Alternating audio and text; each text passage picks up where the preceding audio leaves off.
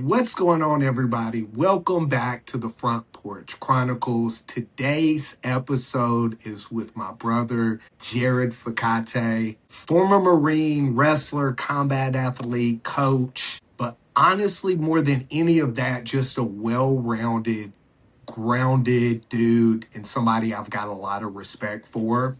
We got close through Athlete's Journey Home Retreat at LaWayra. And when you go through something deep like that with people, all the fake stuff kind of disappears. And you really get to see who people are. And what stood out to me about Jared was how thoughtful and genuine he is. No ego, no trying to impress people, just a real solid dude. And what's cool is this episode's going to drop this week, and I'm actually cornering him this weekend at Subversiv in San Diego. So, which I'm super stoked about. So it seemed like the perfect time to have this conversation.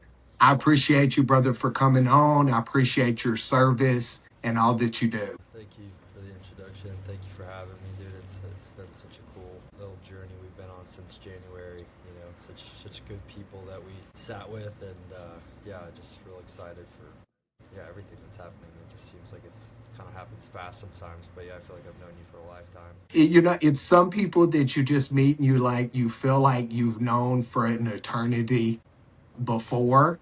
And you were that person kind of for me. A bit of a theory on it, like since I Yeah. started plant medicine in 2024, it's like the more you do your own inner work and purify yourself and like work on yourself, and you really basically you've learned your lessons, because I feel like life happens in a spiral backwards and a spiral forward, and we're really like in this spiral as you sort of relax and release, and you get new looks at forms of relationships that have been in your life the entire time. Who knows, like past lifetime stuff, but it's cool when people come around, you're like, you look in their eyes, you know who they are, and it's like, okay, this lesson, this dynamic has been in my life before, and it's always curious to see, what lesson is in this for me this time around, and what am I learning, and then, what is the other person learning too, because there's always a dynamic at play, which is, it's super fascinating. I've found a bit of that in the last couple of years. It's really great. The network Definitely keeps expanding. definitely the yin and the yang.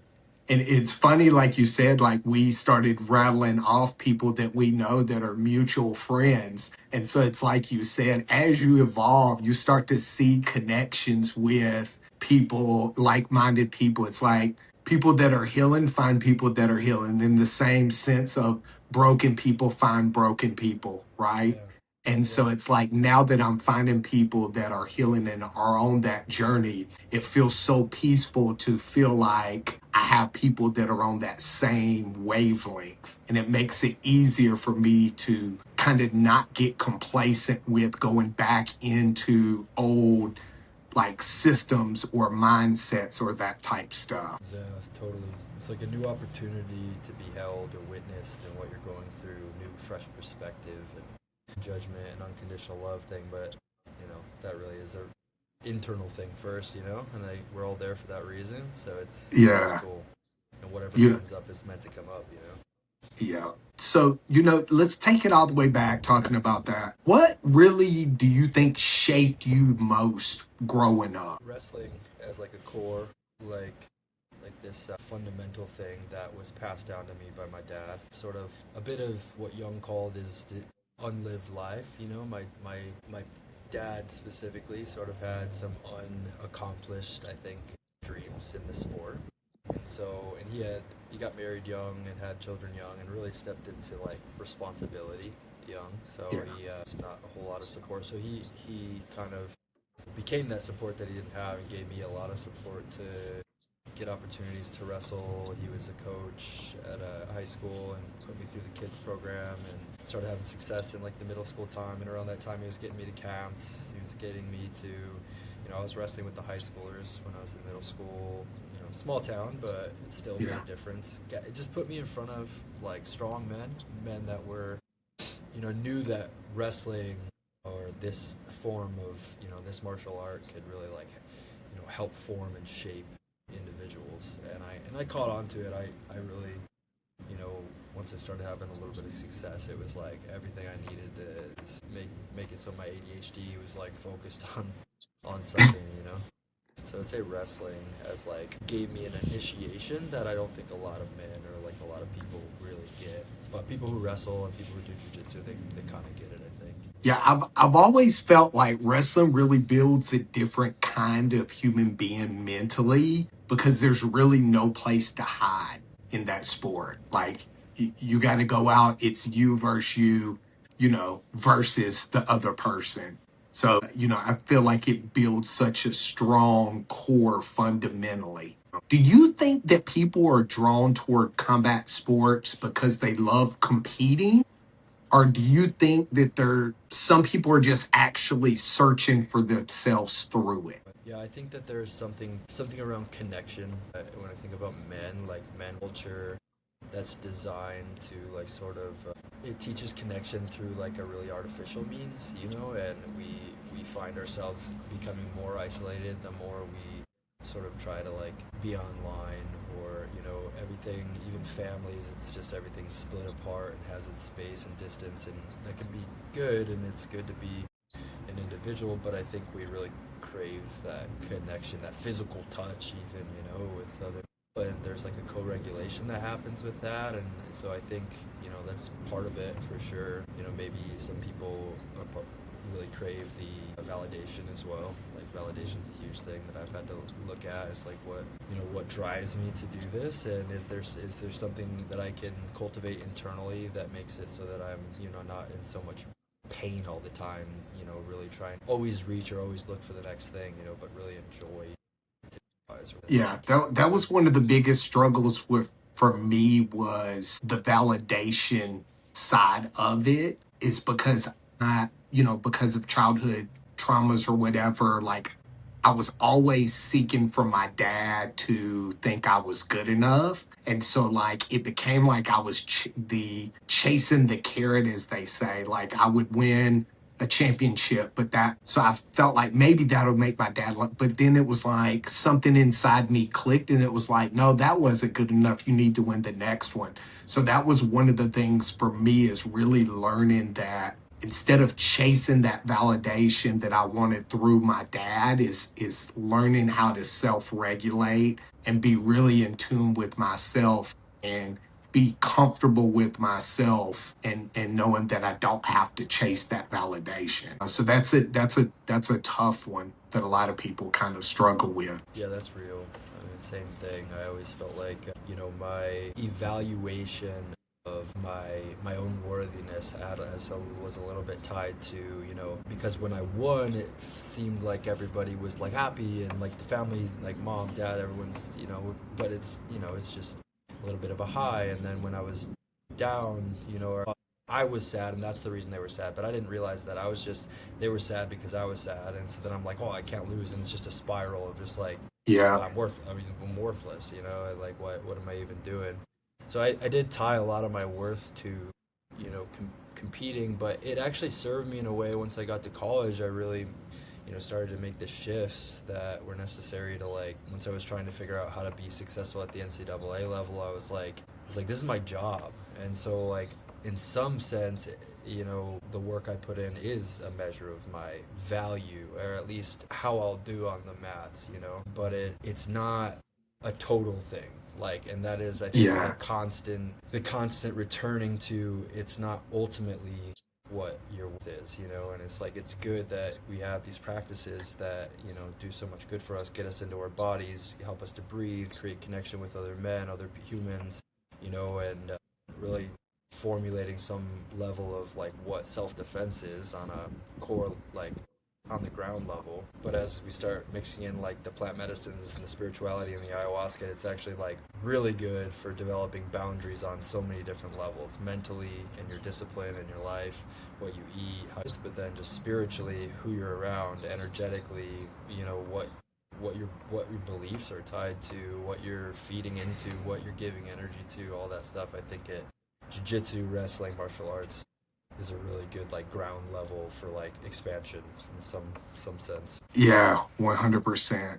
At some point in time, you decided to become a Marine. What made you decide to go with the Marines? Yeah, on the same kind of thought of like, switching over to like this is my job in college, and then just like, riding out crazy student loans and just pretending like I was, making the money that I needed to make, just like kind Yeah, of this delusional like college student. Like I didn't know what debt was and anything like that. And, like I mean I did, but I didn't really have a real conception of like what was going to have to happen after I graduated. And yeah, so, I didn't really have many other options. You could go fight MMA and try to make it like that way. But having a college degree, I was like, well, I really want to use this. Like, I spent all this money and I had no idea. Like, I barely passed college. So I was just like, I don't know who's going to take this grade point average. But the Marines, that's who took my grade point average. And it took me a while because I had like a torn pec that I had to get a waiver for. It took me like a year and a half after college to get my foot in the door, and then finally I met the right person at the right time, and he was fucking so cool. And he, yeah, basically got it done for me and got me into officer candidate school. And the whole time it was in my mind that there was a Marine Corps wrestling team, and I made all the right moves, found the right guys, reached out. Jamel Johnson was one of the guys on the team. Couple Naval Academy wrestlers that I just like was talking to before I even got into the Marine Corps, and they're like, "Yeah, this is what you'd have to do. This all this stuff." And it was a long shot, man. It was a yeah, long shot. But the funny thing about it is that was my intention, and now looking back at how intentions work and all that stuff is like, okay, that was what I did. I lined all my choices and actions once I got through officer candidate school. I commissioned, and then I went to the basic school at Quantico for 9 months, doing basic officer training. And it was like there was a point at the end of that where we put in for the jobs that we wanted, and there was fucking yeah, cool jobs, dude. There was intel. You could be an infantry officer, which was on my radar. Like I wanted to be an infantry officer, but because that was like the fucking cool thing to do. So it was like either get on the wrestling team, or like if that doesn't work, then I was gonna like really push hard to get into MARSOC and be an officer in the yeah, special operations. But I didn't really want to give up on the at all, so I didn't. And I chose this MOS, a combat engineer, that was the schoolhouse was really close to where the wrestlers were training, and got combat engineer, which was kind of a hard one to get. And then it kind of like COVID and all that stuff happened, and the Marine Corps team kind of went away. But funny enough, I met the right person at a jiu-jitsu gym that I trained in North Carolina at Groundstone. I met Lieutenant Colonel Cooley. He was a major at the time, but I met him. He was about to promote and take over the battalion at 8th Engineer Support Battalion. So just random, black belt, started training with him, realized I was a second lieutenant combat engineer. We became friends. He became a mentor of mine and was just super supportive of me. Now, when I went to my unit, they were getting ready to deactivate within like 8 months, so I was going to need new orders to a new battalion soon. So oh wow, Lieutenant Colonel Cooley ended up reaching out to my monitor, which is kind of a no-no, but like he outranked him, so he did it for me, and just basically said like, hey, if you could get this guy orders to my battalion, that would be really appreciated. And so that's what ended up happening. Got orders to his battalion, and then COVID happened. I denied the vaccine. It was looking like I was going to get kicked out for over a year, and it wasn't looking good. But I was training with them on my own time. I would go to this training yeah, practices and stuff because I was close by. Like I bought a house just like 10 minutes down the road from where they were training, and that's where I met Freeman Denzel, who I just coached for in the UFC back in January, right before I went to LaWayra. So him and I yeah, were training, and then because I got pulled off my deployment to Africa because I wasn't vaccinated, it actually gave me the opportunity where Lieutenant Colonel Cooley was like, hey, you're just kind of like sitting up here in the battalion. Here's your TAD orders to go wrestle for the All Marine Wrestling Team and the All Navy Wrestling Team. So then got a chance to go compete at the Armed Forces Championship. I won that. It was just a really good experience at the end, and then decided because of all the sort of bullshit around the vaccine and stuff, I ended up letting my contract go and just, didn't pick up captain. I was selected for it, but I decided to say no. And now I'm just cruising, using my GI Bill, going to school. So I really lucked out in some ways, and I mean it the all. stars definitely align. Yeah, they did. And I think some of that's just a testament to like being clear on what I wanted, and then staying disciplined. Like I was training all the time, jiu-jitsu. I was doing a lot of gi jiu-jitsu then. I got to purple belt. Like I just started, and then within like 3 years I had purple belt, and yeah, it was cool. That's dope. I think a lot of men get really good at surviving and functioning, but not necessarily understanding themselves emotionally. Do you feel like Did you feel like that was you over those years? A good bit, yeah. Our nervous systems, man, like they can hold a lot, but I do think we are sort of programmed to get to a certain point, and when things are going so well that it starts to like trigger this internal thing where I don't deserve this or I don't know how why. Yes, it's other shoes got to drop at some point, and Yeah. then it sort of creates the conditions for that kind of thing to happen. I was realizing that, so I was making gains and like having success and getting to where I needed to be, and it was feeling really good, but it was hard. It was a lot of pushing through that last year at the Marine Corps. I had to really like think outside the box. So I was microdosing mushrooms, and I was like really trying to take care of my mental emotional health because I was married at the time and was a big struggle. We were trying to go to therapy, and it was just we were missing connection so much, and so it was kind of crazy, like that the amount of responsibility and just weight on my nervous system was like it was adding up, and it was Heavy. it needed to I needed to unwind. Like I really felt that, and it's hard when you got responsibilities. It's hard when you to give yourself some space and to like really take care of you, and for me what that ended up being was that I separated from my ex-wife, and that was a 13-year relationship, and then from there I was like, okay, now's the time to really go all in on jiu-jitsu. And ultimately for me, I knew my blocks were mental, spiritual. I have all the physical attributes. Like I know that I can be as good as I want to be, but if I didn't get the mental and physical or mental and spiritual right, then it was just going to be in my body and stuck, and I was missing it. So I started went to Mexico first, did some sweat lodges, some more microdosing. Jiu-jitsu was incorporated with that, and then 2024 I went to Pucallpa and went out to the Amazon and sat with the Shipibo for 2 weeks in the middle of nowhere, Amazon, and that opened up everything. It just like basically the portal opened for me to like now do the work that I needed to do in the last 2 years. Man, it's been a hurricane. Taking the blinders off. I tell people I call it taking the blinders off. Do you think a lot of men today are disconnected from themselves without even realizing it? Yeah, yeah. I think that's a product of all the coping mechanisms and all the trauma that we have that we don't really admit is trauma, I guess. We have a lot of addictions in our culture that really are subtle, and they're all tied to basically the same things, I believe. Abandonment wounds and things of that nature, because ultimately at the core of everything in our culture, we have a fracture between the feminine and the masculine, like hardcore. It starts at birth, and the way that we birth in our culture and the traumas that are induced by the way that we birth in culture is like it runs so deep, and it really ultimately, in my opinion, creates really good batteries in battery, like human energy harvesting. Like you're a debt slave, you're in this system, and you have traumas to work out, and so you have to, and then you get your mortgage, and this you're paying, you go to student loans, and all these things. So, and the way that we cope with all that stuff ultimately just is to sort of ease or soothe this like sort of separation wound. Like there's some separation there that we didn't totally get nourished the way that we were meant to get nourished. I have a lot of thoughts on that, but yeah, the masculine feminine divide, and that doesn't necessarily mean between men and women. It does in some ways manifest that way, and a lot of ways manifest that way, but ultimately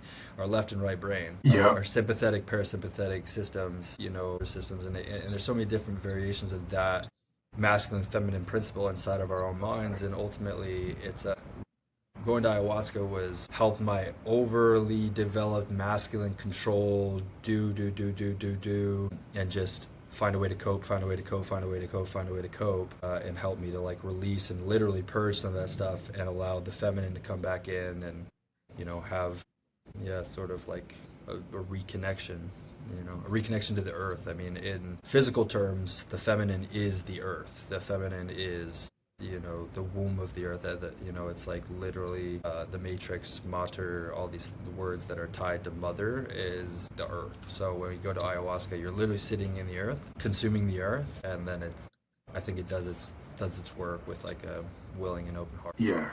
I think we've talked about this before. I think that's the biggest misunderstanding about masculinity today is everybody feels like it's got to be this masculine. And like when you say a feminine, like people automatically think as a male, that's a negative connotation. But like you have to have a feminine energy in the sense of the yin and the yang. Like you have to have that empathetic, you have to have that nurturing, and you can have one with the other and they coexist as long as they're on equal ground and you're grounded. It doesn't have to be all one way or the other. Mm-hmm. You know, I feel like social media has created a lot of fake versions of masculinity, a lot of performance, a lot of alpha talk. What is your perspective on that? Yeah, I think they're acting out a mother wound, shame, deep shame for basically failing the feminine. I think when I look back at my life, it's like deep shame for, like the ways that I sort of failed to protect the people that I love that are, my sister, my mother, my woman, like that kind of thing. Some shame around that. And ultimately, like, I think once we get that relationship right, and like I think once it is rebalanced and you can start to be a little bit more in your feels, and the more that comes with feeling and the more that comes with intuition is more pain, because you realize just how deep you are in that, and learning to sit with pain is not easy, especially when it's down in your body, it's in your gut, it's in your your pelvic floor, it's in your hips, it's deep in your fascia, and your fascia holds all of your memories, generational Yeah. stuff too. I mean, we're not just talking what I've done in my lifetime, what I can remember about my lifetime. I'm starting to realize like all I can pattern how my how the women in my family on my mom's side, how they related to men, and how that whole relationship has developed and come down to me. And now I have, like, it's been passed down, and I have this super heavy rock, and I'm just like, now I'm just trying to chip away at it and sort of break it down and like metabolize it and realize that that's like, if it's got to stop somewhere, or else, like, I mean, ultimately it would, I think my line would just die out in a way, potentially, because the path I was on, like, was older than me, was one of my best friends for a period of my life, and taught me all the ways of smoking weed and all the things, and led to a lot of pills. And then, when I went off to college, he overdosed, and that wasn't the first male in my family to, be addicted to opiates and to overdose. And so it's like that kind of coping is kind of where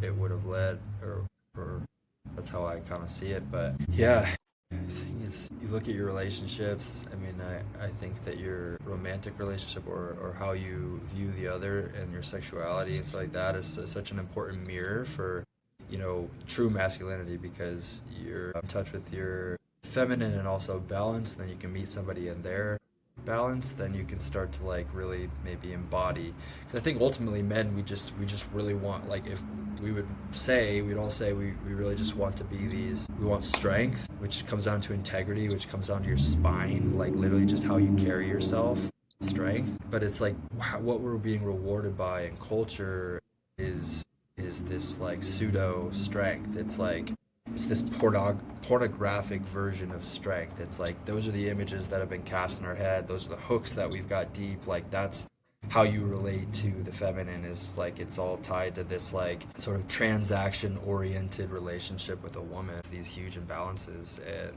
I don't think that it's serving anybody long term. I think you're still going to be addicted and coping, and you're not, ultimately not living the highest version of yourself, if there's anything It's a like that. it's a quick fix. I think you hit the nail on the head when you said, like, if you didn't stop it, you were going and chip away to try to heal. It was just going to continue. And it's like one of the things for me in the reasons that I got into healing originally, I would love to say I started it for me, but it didn't start for me. It started for my kids. Like, I was such a broken, damaged person, and I was on this hamster wheel, right? And then once I looked at my life and I started to go to therapy and whatever, it really made me be conscious of, I wanted to, like you said, start chipping away at the things that I I need to work on for me, because I don't want my kids to be in my shoes 40 years from now and they're talking about wounds that I created. You know what I mean? So it was like, for me, it was about stopping that generational toxicity that had been passed down. And I could see my father, like forgiven him for a lot of the things that he did.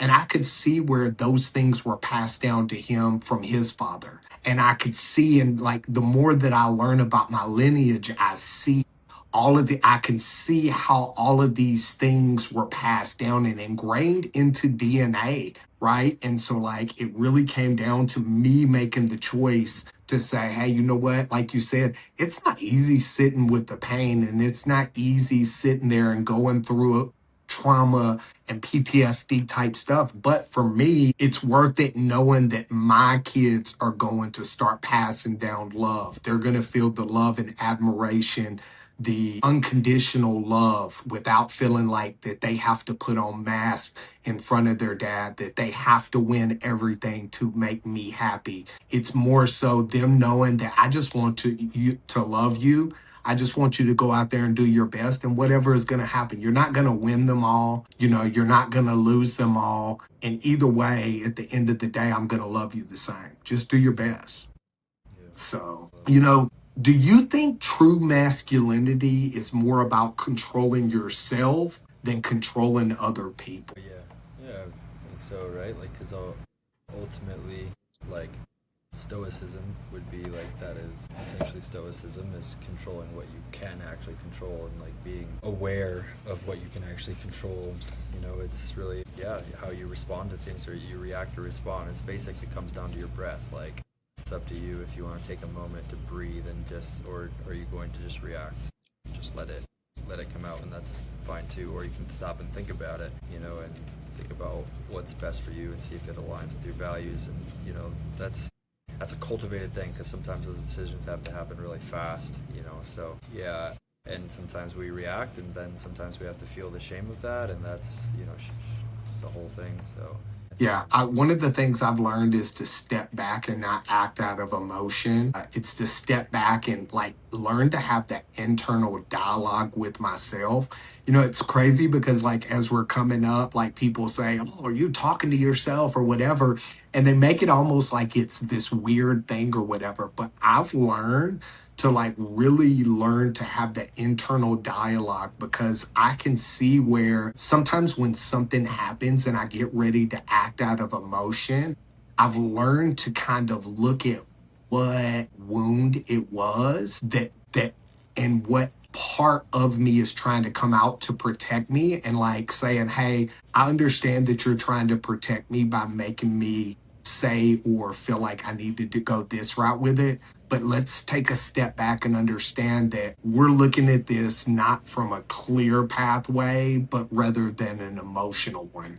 And it's really helped me be able to be more cognitive with my conversations with people and make relationships better that way. yeah, and that's scary, because you start to sit with it, you start to slow down, and you might start to hit a nerve, and you have to honor whatever comes up. You gotta honor your emotions. And like, one of the things that I've been working on is like being able to speak up, speak my truth, like really be able to ask for what I want. And some of the most basic things like are very hard for me to, in the most easy relationships, you would think, because they're so close to me, but it's like actually sometimes so discomfortable to sit with. Like, why can't I just say what I'm feeling? Why can't I just say this? And so it's layers of it. Yeah. It happens in our closest relationships a lot of times. That's clear mirrors for where you're at, what state you're in. Yeah. It's like you said, asking for the simplest of things, right? Like even with somebody that you are comfortable with, sometimes it's hard to ask for even, and then you go back and you ask yourself, like, why wouldn't I just ask Yeah. for that, knowing that like it was something. So it's like you said, peeling back the layers, Yeah. Well, and it's a well, constant thing to go through. sorry. Yeah. No, go ahead. Well, to me, it when you start to peel it back, and what gets scary is when you realize, oh, this is if you really sit with it, maybe, a lot of times it comes down to a child version of yourself that did not receive the adequate amount of attention, love, nourishment, connection that was that you needed. It's a hard thing to swallow. 110%. I know for me, going back, like that definitely, the more that I peel back, that's what it is. Like, I didn't feel like I had the attention or the safety growing up. And so I learned to just take things and store them away. Right. And not really deal with or not really process or not ask for, because my dad was always unhinged and it was like a roll of the dice on if he had a bad day or not on how he was going to react. So I learned not to ask for things because it was a 50-50 chance that me even asking for the slightest of thing like water or food, that he was going to come unhinged. And so I learned to not ask for those things. So I'm going back and I'm afterwards, trying to really dive into healing that inner child and making him know it's okay to ask for things that you need. But it's Yeah. a hard thing to do. Yeah, that's a You know, beautiful message though from a man. It's like to hear that, and for other men to hear that, it's like, oh dang. I know, right? Yeah. What do you think younger men today are starving for emotionally? A challenge. I think that they want to be witnessed, and I think that they need to do hard things and then need to be witnessed doing those hard things. That's why people are attracted to go into joining the military or wrestling culture or anything like that. I think about how fortunate I was to go through some hard challenges, some real initiatory times, and some of the harder parts are like pivotal moments, like where I was leaving the house or like getting ready to leave the house and stuff like that. And so but then also I think we're starving for it so much in our culture because it's not like you can just join the military and then you're like, oh, I'm in it for like a really good cause and like everybody, this is so pure. And it's toxic as fuck, and it's we're fighting wars that aren't meant to be fought, that aren't ours to fight. And it's yeah, terrible leadership. So then you feel even more empty because you join so it's like it's really comes down to initiation and challenge, I think, for men. 100%.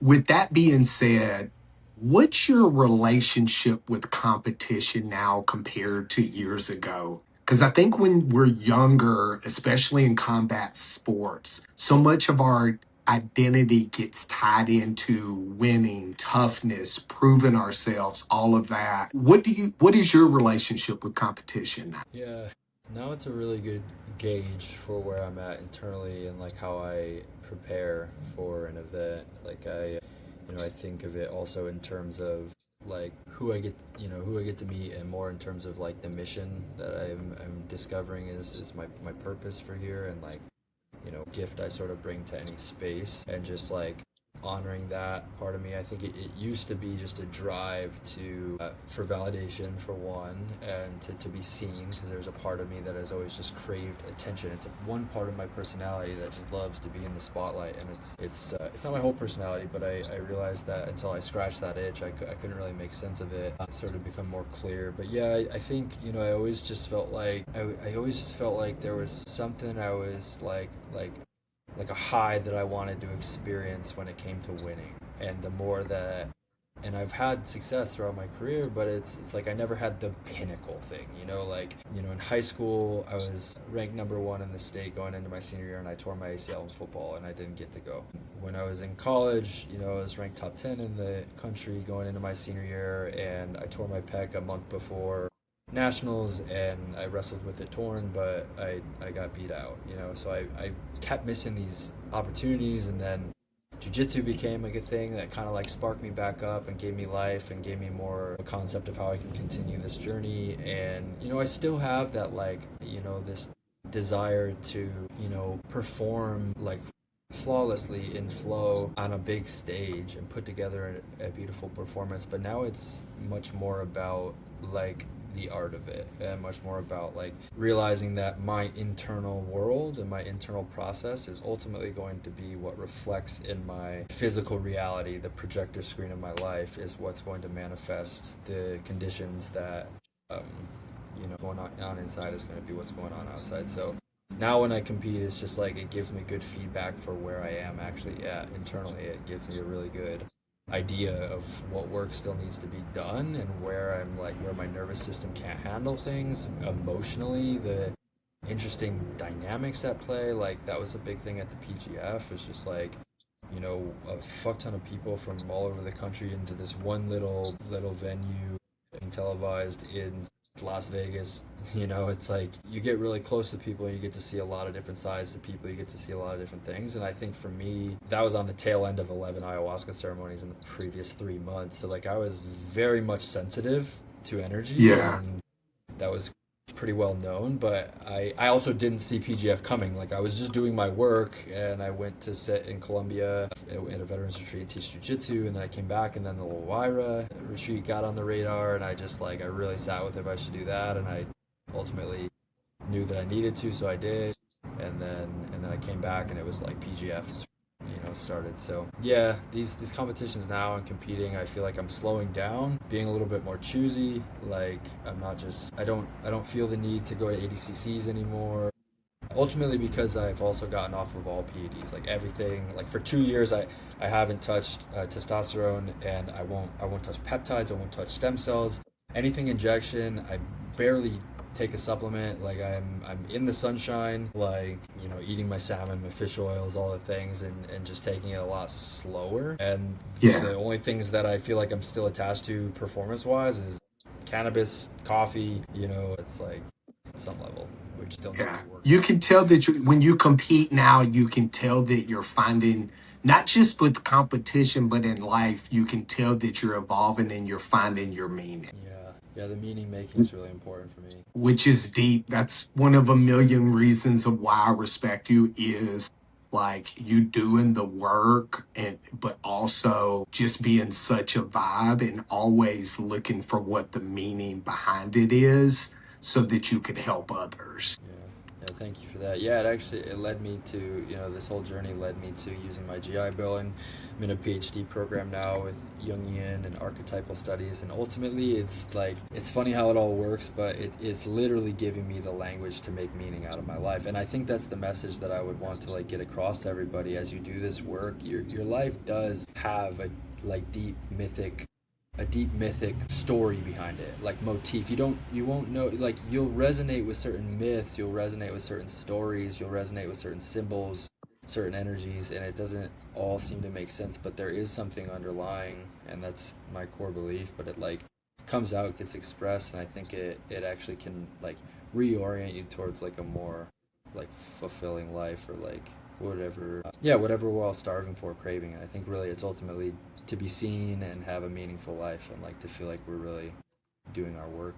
I know the retreat at LaWayra impacted us both deeply.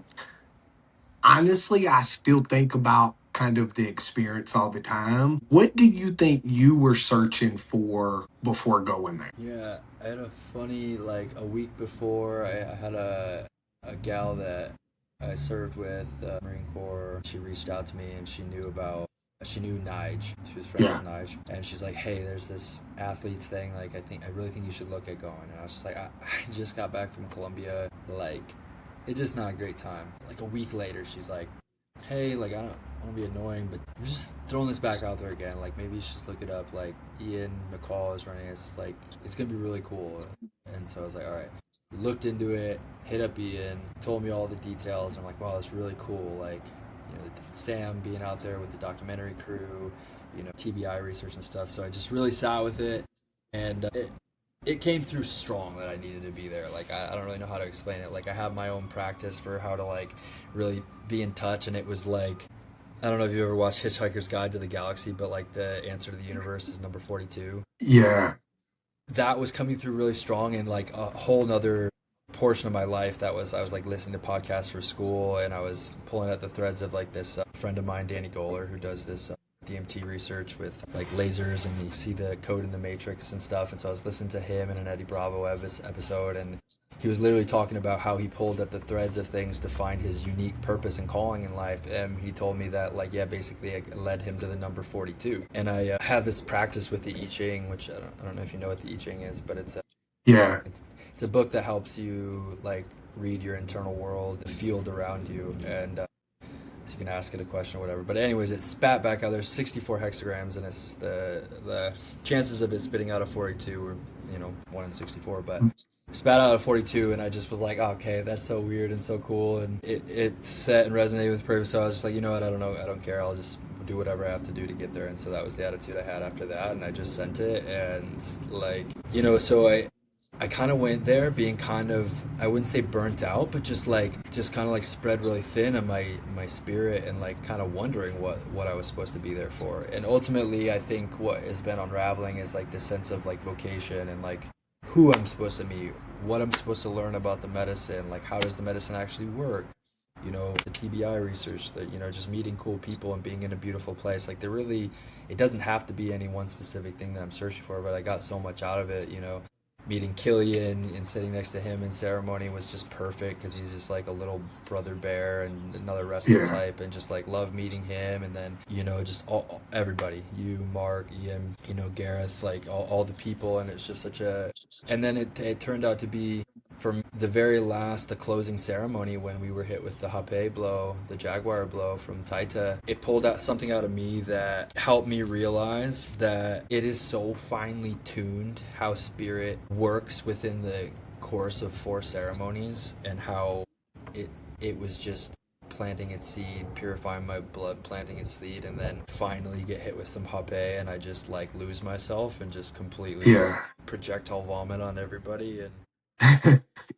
And and yeah, it's going to be such a good scene to watch on that documentary, because they were right in my face. It was so wild. But the beauty, the connection, the pure feeling when we went and like washed ourselves in the plant medicine bucket, or the plant buckets, the plant water buckets, and just the warmth and being on the earth, it's just like maybe one of the coolest experiences of my life. And I've felt that a few times in ceremony. It's not always that way, but at the end of that 4 ceremony, for me, it was like, this is such a beautiful medicine. It's such beautiful people, and I don't always understand what's happening, but just to keep moving on the path, and to just keep looking at the addictions, keep looking at where I feel like I'm less than, and I'm not living up to my highest version of myself, and keep doing that work. It did the same thing for me. I felt the same way. Like that last day, it was just like, how beautiful is this? Like I was so overwhelmed. And like, we talk about gratitude and we talk about whatever, but like, it was this deep inner gratitude. And it was like, for the medicine, for helping me see and reveal the things that I needed to work on, but also like sharing that with guys like you and Mark and Ian and Faith and Matthew, like just everybody. Like there wasn't like, usually, and this is just being honest, usually you have like some squares in the group and you're just like, I don't really vibe with them or whatever, but like there wasn't one person that I wasn't just like ride or die with. So that made it like even more memorable in that sense. Yeah, it's a special group. Yeah, a lot of people instantly judge things that they've never experienced or taken the time to understand. What do you think that most people misunderstand most about the healing work in plant medicine? Yeah, well, I'm trying to, what comes to mind is my mom and dad definitely don't understand it. They come from a very Christian, conservative background, and my mom calls it smoking mushrooms. She says I think there's just a misunderstanding. There's a disconnection. I think we've been brainwashed by Western medicine to think of just like symptom management and stuff like that. I don't think we ever really, except in like maybe a religious context, this is why religions can be so important for people, is to really orient you to something greater than yourself. And allopathic medicine, it gets you chemically, dependent on something, and it's a whole, and then you're a lifetime customer. So that is like generally the blueprint for So I think, just like it takes a lot of courage to question it and go down that path of like just how much have we been lied to, just how much of our history is written by the team that won, and they're not necessarily like like for the greater good of humanity. They are in it for picking themselves up and just controlling the masses. So I think mostly people like are programmed to question that anything like this is good. I think it ends up becoming like this fear around, this is magic, witchcraft, like nonsense, this kind of stuff, which can be. I think with the wrong sort of approach, I think that you could go to something like this and be really taken advantage of and manipulated. Like you have to have I think a pretty strong constitution to get to the place where you are willing and courageous enough to go to the jungle and trust people that you don't know. Like that takes a lot. And even when I was starting, like if I didn't have the trust in the people that I was going with, who I'd already like gotten to know and knew that they were going to do their best, and even within that, they're just doing their best. So you just never know. You go to the Amazon and like you might luck out and people really care for you and you have a really good experience, or it could really, there's the horror stories too, which are valid, and it's just like people with the wrong intentions and they go down and they get taken advantage of, and that's no good either. Yeah. I think the biggest thing for me is like people think that people that use plant medicine or the plant medicine is delusional. But then once you do the plant medicine and you take the blinders off, I think you see how delusional the world is and how we're set up in this patriarchy, like you said, of not questioning doctors, not questioning medicines, not questioning politics, not question things, and we just become like these people that are walking through these lines, and we're dancing and gestures throughout our life, and we're never really healing. We're just taking medicines, or we're just masking instead of actually doing the inner work and healing. And I think as you do the inner work and you start to heal, you start to see what the real world is through the without the glasses on. Totally, and I don't think that I think one misconception would be that the healing comes somehow by consuming the sacrament or the plant medicine or Yeah. whatever. It's the trust in life to put you in the right room with the right to alchemize whatever you need to alchemize. The healing happens when you're witnessed. The healing happens in share circles. The healing happens in the preparation you make to change your lifestyles that would help you be a more purified vessel once you take the medicine. Because like coming to medicine, you've been eating pork chops all week, and like you're just like, okay, once I take the medicine, like it's gonna purify. It's not, no, it's like put your like preparation, like put yourself first and slow down and take the preparation seriously. Do the dieta. Get to the place where you're ready to take medicine on the best place you can be with your intentions, and then the medicine's going to really work for you, and it'll allow you opportunities to say what you need to say, what's coming up in those share circles. And if it's anything like LaWayra, and I think that I've been to 4 different retreat centers, and they all do it very well, but like if you're around people who know how to create a space of love and a space of safety, Yeah. you'll see things come out and people release things that they've been holding on for so long, and it'll inspire you, and then you'll get to have that chance. And it's just like that's the healing. Like that is real true alchemization of whatever it is that is stuck in your body. Like it's really cool to see. I That was exactly what you just said. One that's definitely it. It's not the medicine. People have that misconception. It's the integration. It's the before, the during, the after. The integration is where the healing comes from. You're coming off a PGF season and stepping into Subversiv this weekend, which I'm super stoked about cornering you. PGF is a whole season that tests discipline, mindset, consistency, recovery. How do you feel coming out of that experience overall? I when the season was over, my nervous system was shot. My neck was pretty beat up. I had an injury that I had to nurse that was getting pretty serious. But I was fortunate enough to be on the best team. We won the whole thing. Made money. The first time I've ever made that much money in jiu-jitsu was such a satisfying feeling. To be representing Las Vegas that I just moved to be representing Ricky Lundell, my head coach, who was a Cale Sanderson wrestler and just like a legend in the sport. He's a black belt under Ronda Rousey in judo.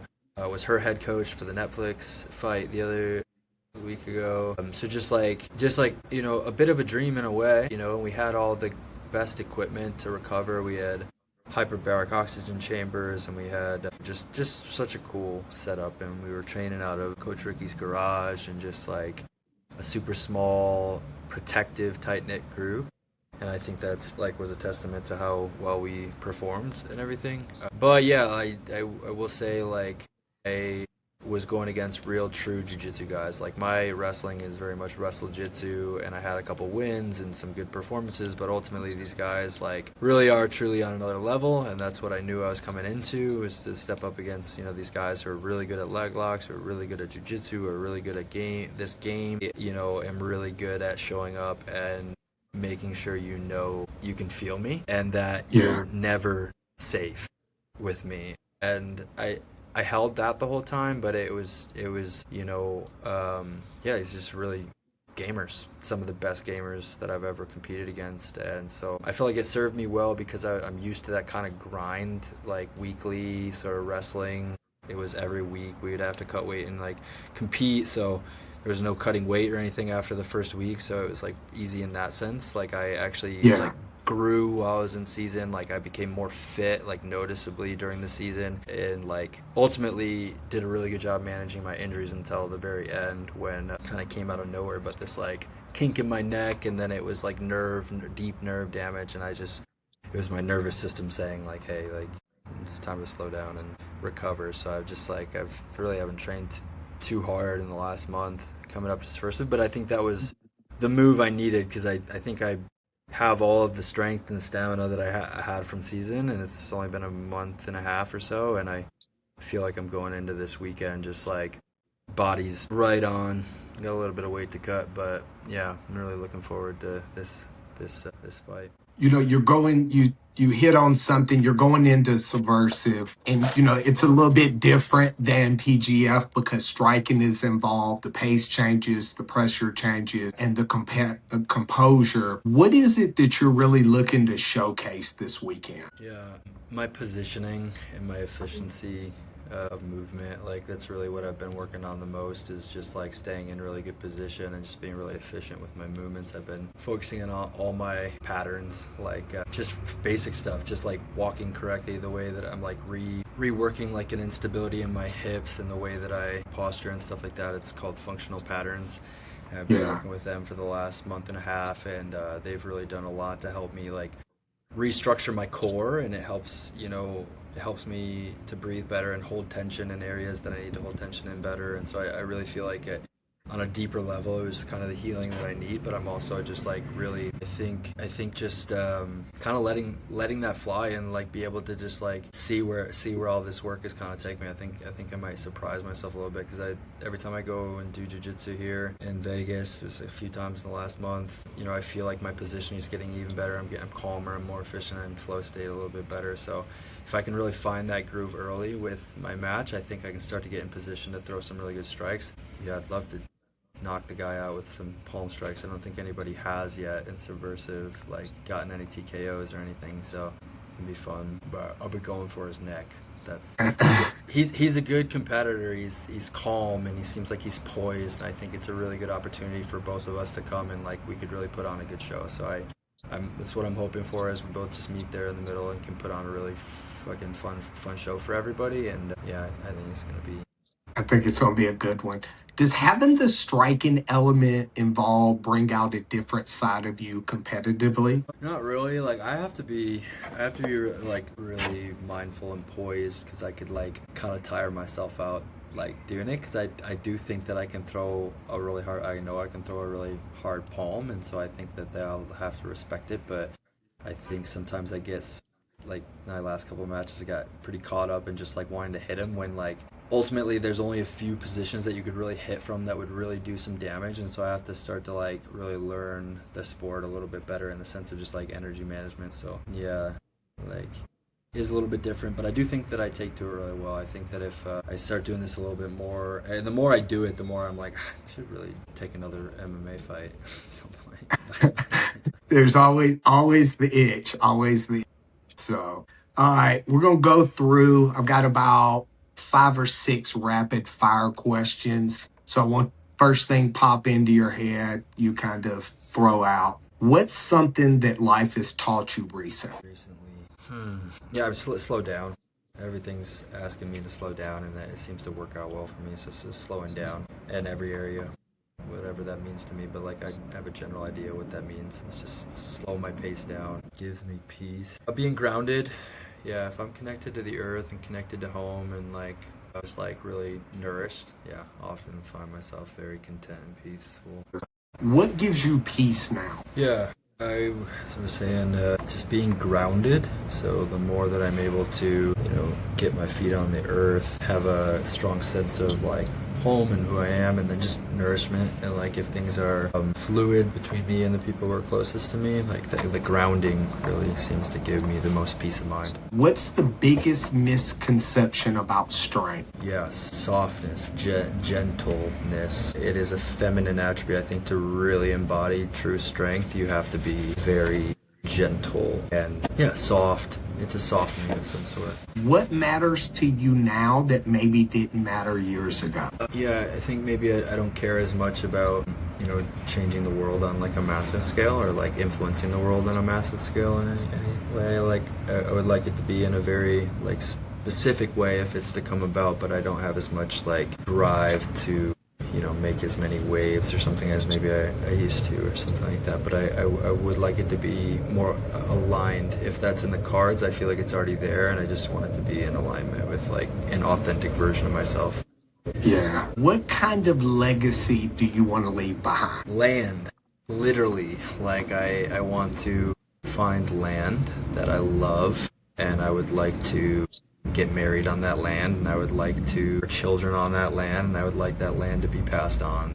I love that. That's probably, to be honest, that is probably the greatest, and I've asked a lot of people that question. That one, when you said it, was like a mic drop moment. I was like, bam, that one there. And when I asked it, it was almost like you saw the punch clearly.